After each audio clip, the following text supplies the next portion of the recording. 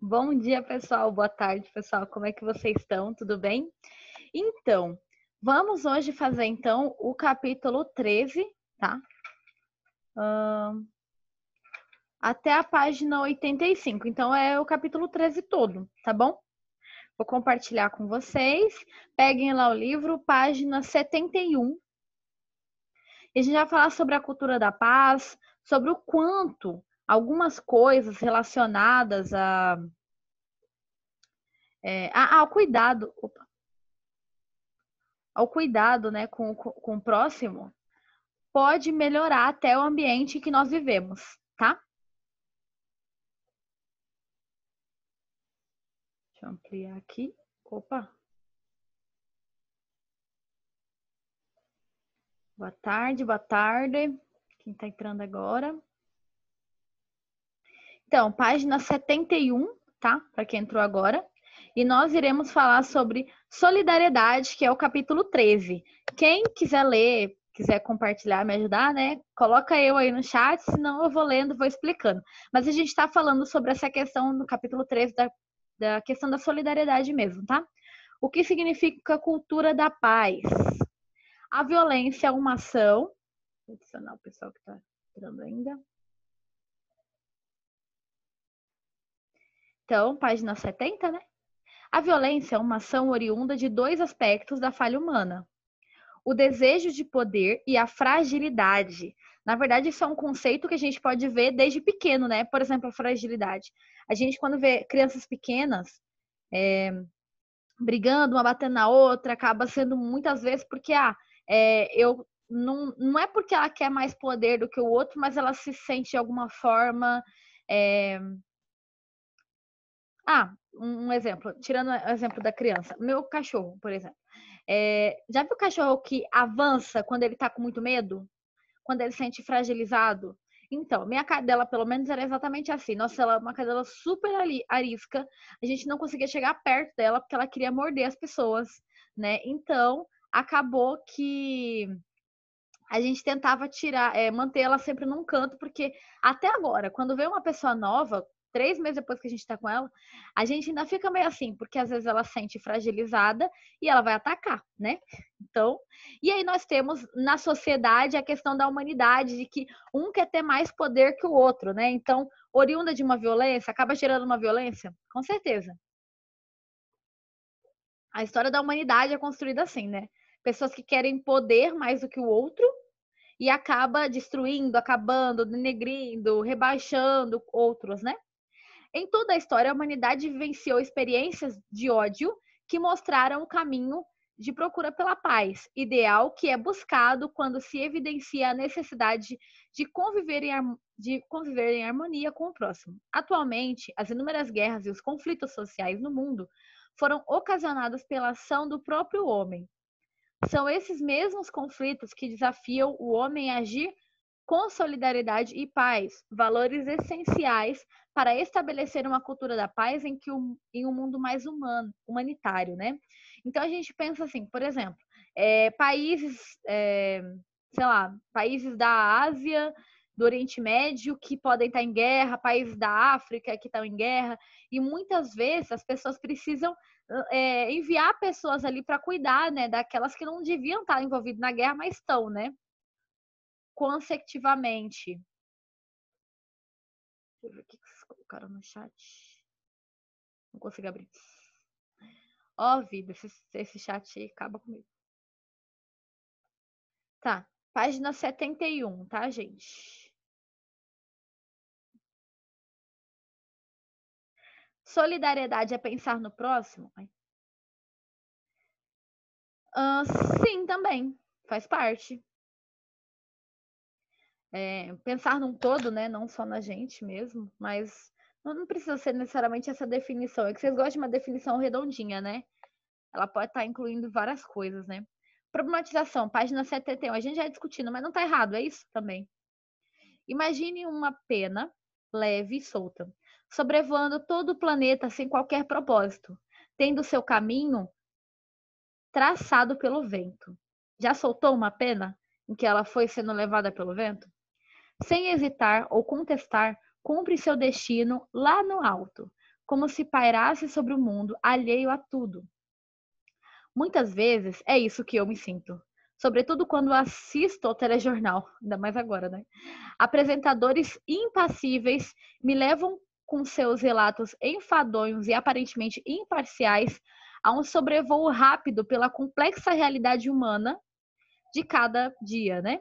Como se fosse uma pena, sobrevoo o mundo com um intransponível distanciamento. Gente, muito mais agora. Vocês sabem, por exemplo, que eu já falei várias vezes, eu gosto muito de assistir jornal no YouTube, né? A BBC, por exemplo, lança muita coisa em português e como eu não sei falar inglês, então acaba que eu gosto de assistir bastante vídeo lá que eles explicam esse panorama mundial, né? Como ele está dizendo aqui. Mas a gente está muito distante de várias coisas dessas. E os jornalistas, por eles terem essa característica da imparcialidade, né? Muitas vezes nem parece tão ruim ou não parece tão próximo, né? E eu não me sinto, de alguma forma, isso falando na humanidade, né? A gente não se sente conectado com aquelas pessoas que estão sofrendo do outro lado do mundo, porque está muito longe, né? Às vezes a gente só sofre quando a gente sente na nossa própria pele, certo? Como se fosse uma pena, sobrevoa o mundo inteiro, indispensável, indisponível distanciamento, né? As notícias, na maioria das vezes, reportam-se a fatos que nenhum ser humano gostaria de viver. Na TV, a violência entra em minha casa, invade minha mente, banalizando as guerras, as guerrilhas urbanas, o racismo, a intolerância, a fome e a miséria. E em meio a tudo isso, a riqueza vivida aos poucos, pelo livro, né? É mostrada de forma a domesticar sonhos, transformando-os em pesadelos de consumo. Eventualmente aparecem sem nenhum destaque fatos que envolveram atos de amor, felicidade, respeito, desprendimento e cooperação. Ainda mais pontuais aparecem os atos de luta, de solidariedade, resistência e esperança. Cidadãos reivindicam condições melhores em alguma cidade. Povos manifestam-se contra guerras e pessoas incansáveis se organizam em movimentos de defesa pela vida, pelo planeta e pela paz. Essas ações, contudo, ganham pouco espaço nas pautas dos telejornais, né? Quantas vezes você não ligou a TV, principalmente a TV aberta, né? Ela mostra muito o sensacionalismo, as coisas difíceis, as tragédias, né?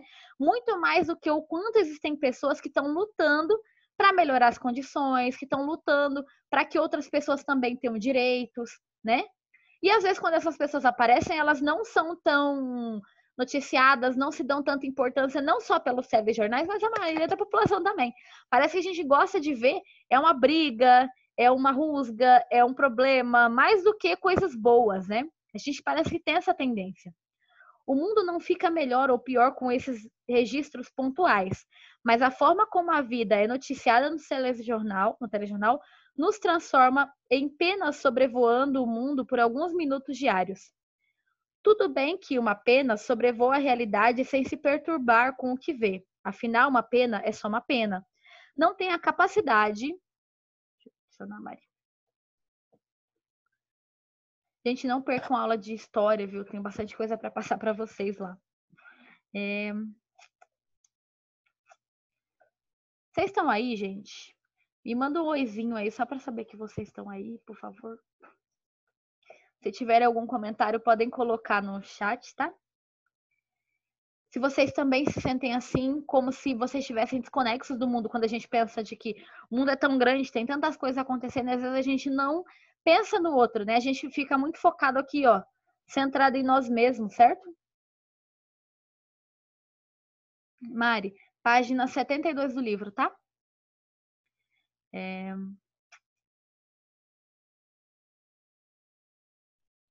Mas isso não deveria acontecer conosco, seres humanos. A possibilidade do telespectador, a indiferença frente à realidade e as consequências de tal indiferença são incrivelmente danosas para a nossa existência.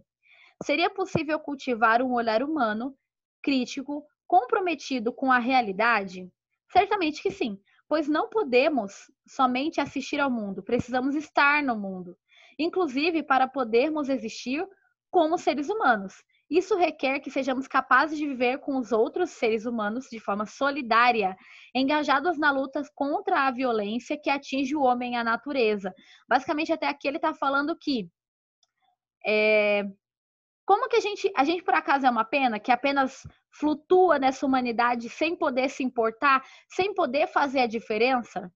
Uma pena é um ser inanimado, ele não tem vida nem raciocínio lógico, mas nós temos, né?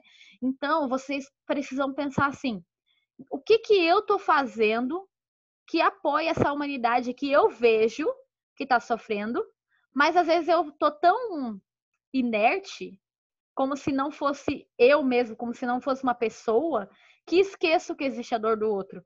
Você precisa sentir todas as dores em você? Não, gente, ninguém precisa sentir tudo que é ruim no mundo para saber que outras pessoas sentem isso. E ainda assim a gente pode ajudar, certo? Com N fatores, né? Se alguém te perguntasse o que é solidariedade, né? O que você responderia, afinal?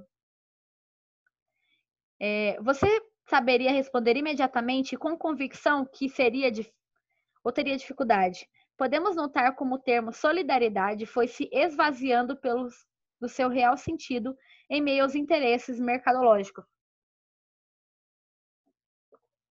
Basta observar como inúmeros produtos ganham o adjetivo de solidário para vender mais. Quer ver um exemplo? Natal e Dia das Crianças. Eu acho que são as épocas que a gente tem mais essa palavra, né, usada no marketing. Em que muitas vezes, por exemplo, Natal, quase sempre existem campanhas que no Natal, você compra um Chester ou, enfim, uma carne lá, e aí, tipo, uma família que está necessitada em outro lugar vai ganhar a mesma coisa que você comprou, né? Ou então brinquedos, né? Eu lembro que várias vezes eu sigo algumas docerias, por exemplo. Se você comprar tal produto, você está doando um brinquedo para uma pessoa. Isso tem a ver com a solidariedade? Sim. Mas é o marketing usando essa solidariedade, né? Até para alavancar as vendas, porque assim você vai comprar entendendo que você está fazendo bem para alguém, né? Mas aí, olha aí os interesses mercadológicos. É apenas porque o estabelecimento é bom ou porque ele quer fazer o bem?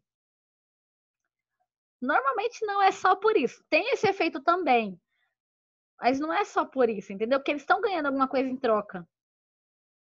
Assim, a solidariedade, que é essencialmente uma experiência coletiva, foi aprimorada a uma moral egoísta, pela qual os outros só são reconhecidos em função dos benefícios concretos que possam trazer. Então, hoje em dia, a nossa sociedade ela é ligada de que a solidariedade, para você ser solidário com alguém, você precisa ganhar algo em troca. E não necessariamente. Na verdade, para você realmente ser solidário, você não deve esperar nada em troca, entendeu? Só que a nossa sociedade diz que sim. A ideia de troca que perpassa todas as relações de sociedade, a qual cultua valores fundados em um sistema de competição orientada aos interesses individuais, estimula uma contínua violência entre os indivíduos. O filósofo inglês Thomas Hobbes, a gente vai estudar bastante sobre ele em história ano que vem também, chegou a afirmar que o homem é o lobo do homem. Será que acho que é a frase principal que o povo ama colocar em redação, principalmente para vestibular, essas coisas, porque esse termo aqui, né, do homem, é o lobo do homem, ele vem muito dessa ideia de que nós, seres humanos,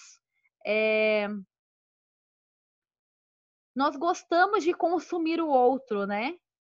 De uma certa forma. Nós somos o predador de nós mesmos. O maior predador de nós mesmos. As pessoas hoje, por exemplo, esse período de pandemia, quantas pessoas vocês não viram doando itens, tirando foto com a pessoa, constrangendo as pessoas que estavam precisando? Nossa, viu um monte. Eu entendo que muitas vezes a ideia da pessoa é de que ela chame atenção para que outras pessoas também façam, né? Mas, nossa, foi muito comum isso das pessoas ficarem tirando foto. Estamos dando comida, estamos dando roupa, não sei o que lá. Para a pessoa se aparecer mesmo de uma forma. Isso é solidariedade ou a pessoa querendo se vangloriar às custas de outra pessoa? que vocês acham? Coloca aí no chat. Essa ideia cria um mal-estar social com graves consequências ligadas ao interesse do estado de guerra permanente. A miséria e a destruição são as marcas deixadas pela competição entre interesses pessoais, pois ao mesmo tempo em que disputam riquezas e poder entre si, negam-se mutuamente. O mundo atual é, pois, um mundo carente de uma solidariedade que não se presta apenas para minimizar a consciência, mas que liberte e emancipe, né?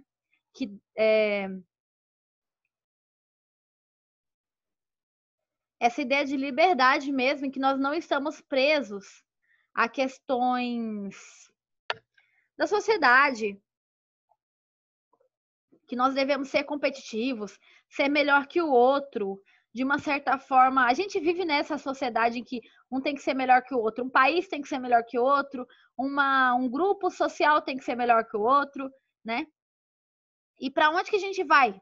Gente, não dá para todo mundo ser melhor que o outro, melhor era todo mundo ser cuidado, observado igual, né? Gente, ninguém colocou nada no chat. Tô olhando aqui. Eu perguntei um monte de coisa que eu queria que vocês respondessem. Tô observando participação no chat, viu? Tudo isso conta, ponto. Já falei para vocês. E essa turma acho que tá muito devagar. Vamos dar uma acordada, o ano tá acabando, faltam poucas aulas. Se não correr agora, não tem mais tempo. Investigação, né? Aqui na parte de baixo.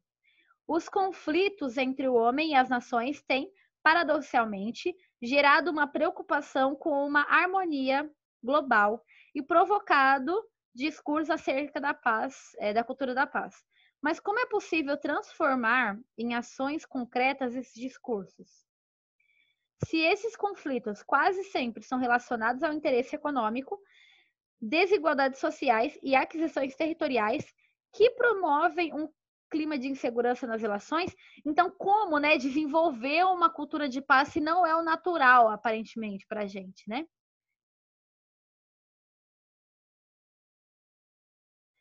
Solidariedade, tô vendo o chat, tá? Solidariedade envolve se colocar no lugar de outra pessoa e dessa forma entender seu lado e o que motiva a agir de tal forma como tal age. Também está correto.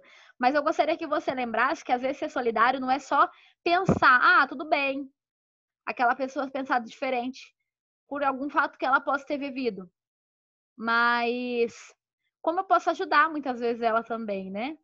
E aí pode ser que fique um pouco confuso quando você fala apenas no entender o ponto de vista de outra pessoa, porque e se essa outra se o ponto de vista porque daí a gente está falando de ponto de vista, né? O que motivou a pessoa a agir daquele jeito? O que ela pensa para isso? Aí a gente entra no ponto de vista. E eu gostaria de falar, e se você está pensando, então, vou entender aquela pessoa que é racista. A gente vai estudar agora? Estou pensando se é vocês. Não. Daqui a pouco, né? Mas vocês também vão ter isso bastante em história do Brasil. Quando a gente teve agora sobre guerra, não, desculpa, sobre escravidão, né? As pessoas naquela época entendiam que o branco era um ser superior ao negro, cientificamente falando. E aí eu quero que você pense que se isso é verdade, eu vou entender o ponto de vista dela, você é solidário ao ponto de vista dela. Então, o ponto de vista, o que motiva, talvez não seja exatamente isso, mas não é que tá errado. Mas é que pode ter algumas outras palavras mais chaves para ser colocadas, entendeu? No sentido de que você possa ajudar ela, uma pessoa que esteja necessitada, alguma coisa assim. Sem querer algo em troca, tá? Tem quase sempre uma ligação a isso. Não é que tá errado, mas é que pode ficar confuso. Dar uma dupla ideia, sei lá. Página 73, tá, gente? Muita esperança está sendo depositada nas gerações futuras para que cultivem os valores humanos, como a solidariedade e o respeito ao próximo. A educação tem sido uma grande aliada na tarefa de fazer refletir sobre a ação atual e propor um futuro mais humano e economicamente igualitário. Então, é a ideia de que a geração minha para trás, ela sempre achou, as próximas gerações vão mudar, entendeu? Porque, somente gerações do meu pai, meus pais, meus avós, né?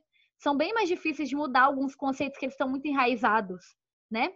De certo e errado, de palavras que às vezes a gente hoje em dia não gosta mais de usar, porque deve ser repensado. Mas a gente está falando também de escravidão, né? Que eu falei para vocês na aula passada, a ideia do criado mudo, né? Que é aquela. O negro que ficava ali o tempo inteiro, não podia falar, não podia se mexer, ali só a serviço do seu senhor, né? Denegrir a ideia de tornar negro, então a coisa não é boa porque está tornando negro, então a gente vai mudando alguns conceitos, né? Se tornando mais solidários, a necessidade do outro. Se a pessoa se ofende com isso, por que eu não vou mudar? É verdade. Tendo mais respeito pelo outro, mais que as gerações passadas, né? Mas não estou dizendo que é fácil mudar muita coisa, porque a gente tem que mudar a base da sociedade praticamente. Muita coisa que foi construída ao longo de 500 anos só no Brasil, né? Nesse aspecto, a filosofia pode ser uma aliada fundamental, com certeza é, né? Para a construção de valores, pois à medida que busca a verdade sobre o ser humano e suas relações com os outros e com o mundo, possibilita ao homem avaliar suas atividades e contribuir particular e coletivamente para que todos possam viver harmonicamente. Então, né, a filosofia é o meio pelo qual a gente pode encontrar o repensar, não é verdade? Muitas vezes a gente acha, só existe esse meio. Não, a filosofia está ensinando vocês que existem várias formas de pensar, que algumas coisas que a gente fala a gente pode mudar, coisas que a gente vive a gente pode mudar, certo? Um exemplo importante de solidariedade por uma cultura de violência, de não violência e da paz, é o ativista e pacifista Mahatma Gandhi. Já li um livro dele fantástico mesmo, um livro em quadrinho que eu li dele. Líder de luta pacífica de emancipação indiana da colonização inglesa, foi um dos fundadores dos fundadores do Estado moderno da Índia, do século XX, né? Sem agressão e violência, utilizou-se de greve de fome como estratégia de protesto e estimulou a desobediência civil contra os interesses ingleses. Na época, a Inglaterra estava sofrendo muito com a colonização, né?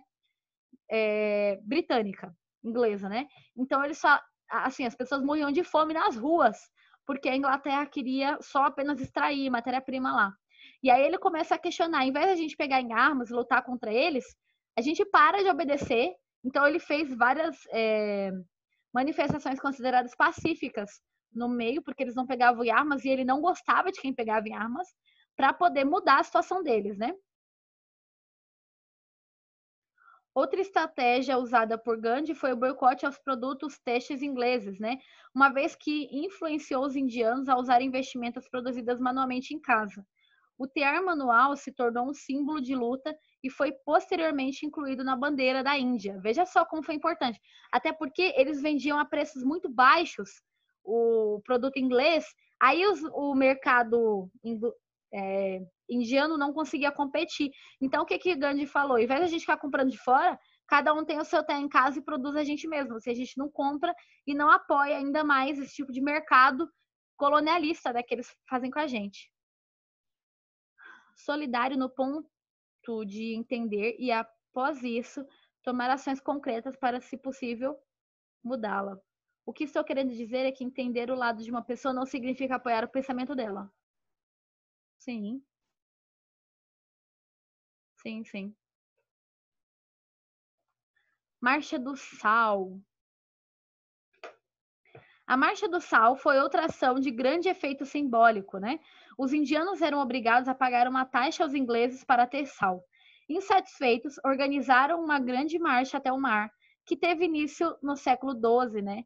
De março de 1930, e terminou em 5 de abril, com a participação de milhares de pessoas que dirigiram ao mar e coletaram seu próprio sal. Essas ações ganharam notoriedade internacional e foram decisivas para a libertação do povo indiano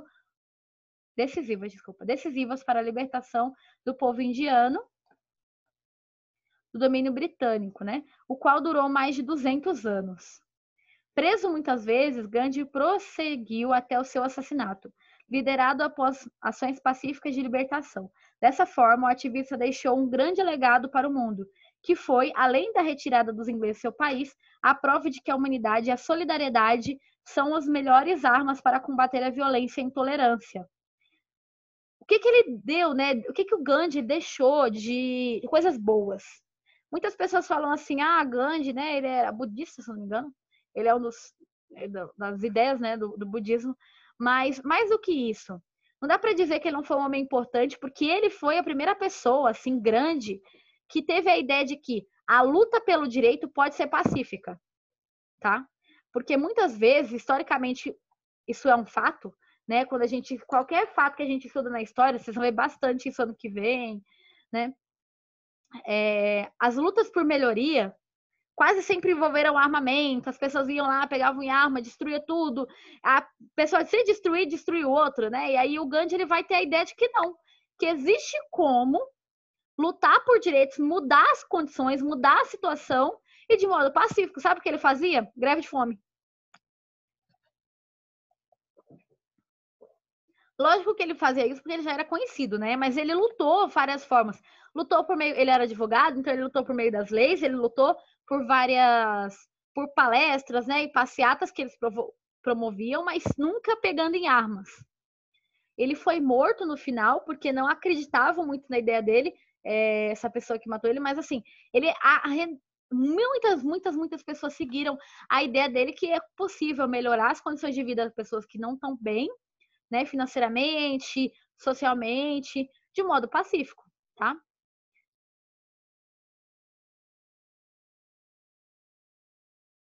Não entendi porque esses atos foram de solidariedade. Tá bom. Ele libertou um país inteiro fazendo greve de fome. E ele fez greve de fome assim, ele ficava 20 dias sem comer, sabe? Quase nada. E não sei se você já ouviu falar que, tipo assim, o corpo humano, ele não aguenta muitos dias sem comer, né? Porque a gente começa a atrofiar, né, os ossos, o corpo humano começa a consumir a massa muscular, então você vai ficando sem músculo, até morrer. E era muito que ele se doou inteiro. Se você pesquisar sobre a vida, né, de Mahatma Gandhi, a vida dele era assim, ele tinha mulher, filhos e etc. E ele desistiu de tudo para servir ao país dele e libertar o país dele da Inglaterra. Ele tinha a mulher dele tudo, mas assim, ele não ele ficou muito, muito focado na vida dele, em servir. Ele doou tudo que ele tinha, e ele era um homem rico. Ele doou tudo que ele tinha para os pobres. Ele foi morar em casa que ele mesmo construiu. Ele construía casa para as pessoas mais pobres que não tinha. Ele era bem essa ideia de que melhorar a situação do outro sem pedir nada em troca, porque ele não queria nada em troca. Ele queria só que as pessoas construíssem essa ideia que é possível de mudar, né? Essa cultura da paz mesmo que a gente está falando aqui. É possível de gerar cuidado, solidariedade, né? Isso é solidário. É eu me doar sem querer nada em troca, né? E aí a ideia dele era, ele deu tudo que ele tinha, a vida e tudo mais que ele tinha, em prol de libertação do seu próprio povo, que era colonizado, né? Que era escravizado, humilhado, estava morrendo de fome, passava uma necessidade danada. Pessoal, coloca aí o nome no chat, por favor. Texto 1. A não violência é a mais alta qualidade da oração. A riqueza não pode consegui-la. A cólera foge dela. O orgulho devora, a gula e a luxúria ofuscam-na. A mentira a esvazia. Toda a pressão não justificada a compromete.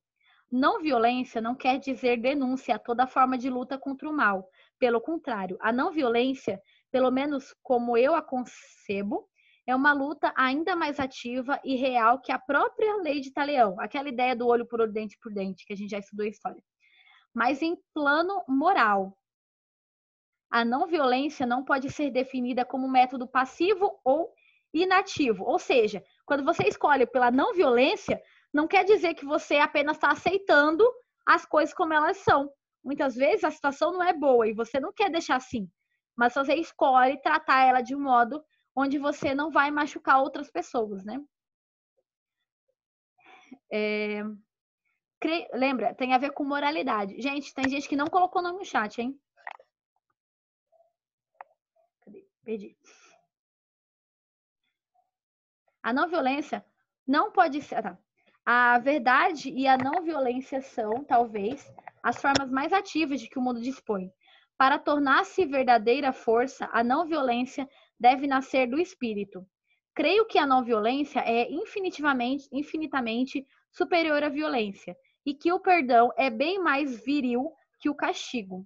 Submissão, humildade, a vontade do malfeitor, mais o empenho, com todo o ânimo contra o tirano. Assim, um só indivíduo, tendo como base essa lei, pode desafiar os poderes de um império injusto para salvar a própria honra, a própria legião, a própria alma e adiante as premissas para a queda e a regeneração daquele mesmo império. O método da não violência pode parecer demorado, muito demorado, mas eu estou convencido de que é mais rápido. Após meio século de experiência, sei que a humanidade não pode ser libertada senão pela não violência. Se entende bem, é essa a lição central do cristianismo. Mahatma Gandhi, né? Princípios da vida. E ele não era cristão, mas ele tinha ideia. Se você pensar, por exemplo, a vida de Cristo, quantas vezes ele foi humilhado, espancado, chicoteado, cuspiram nele, falaram mal dele, denegriram o nome dele, e ele falava para dar outra face, ele não foi lá para cima. E Jesus tinha poder, né, para fazer isso. Se ele quisesse fuzilar as pessoas ali, ele fazia, porque ele tinha todo o poder do mundo, entendeu? Mas ele decidiu seguir por outro caminho. E olha as multidões que o seguiram, né? E até hoje a gente segue ele exatamente porque ele tinha, né, muito dessa ideia. Texto 2. Também é de Mahatma Gandhi, tá? Minha missão não se esgota na fraternidade entre os indianos. A minha missão não está simplesmente na libertação da Índia, embora ela absorva em prática toda a vida e todo o meu tempo. Por meio da libertação da Índia, espero atuar e desenvolver a missão da fraternidade dos homens. O meu patriotismo não é exclusivo, engloba tudo. Eu repudiaria o patriotismo que procura apoio na miséria ou na exploração de outras nações. O patriotismo que eu concebo não vale nada se não se consolidar sempre, sem exceção, com o maior bem é a paz de toda a humanidade. Então, basicamente, ele está falando que a ideia dele nunca foi de que a nação dele era mais importante que as outras, né? E sim de que toda a humanidade é importante, que todos deveriam cuidar uns dos outros, e assim era o melhor caminho, né, para o mundo chegar num caminho melhor, né? Para dar continuidade à investigação sobre as questões pacifistas, leia um pequeno trecho do filósofo britânico Bernard Rousseau, condenando a entrada de seu país na Primeira Guerra Mundial. Ao contrário, deixa eu passar aqui, né?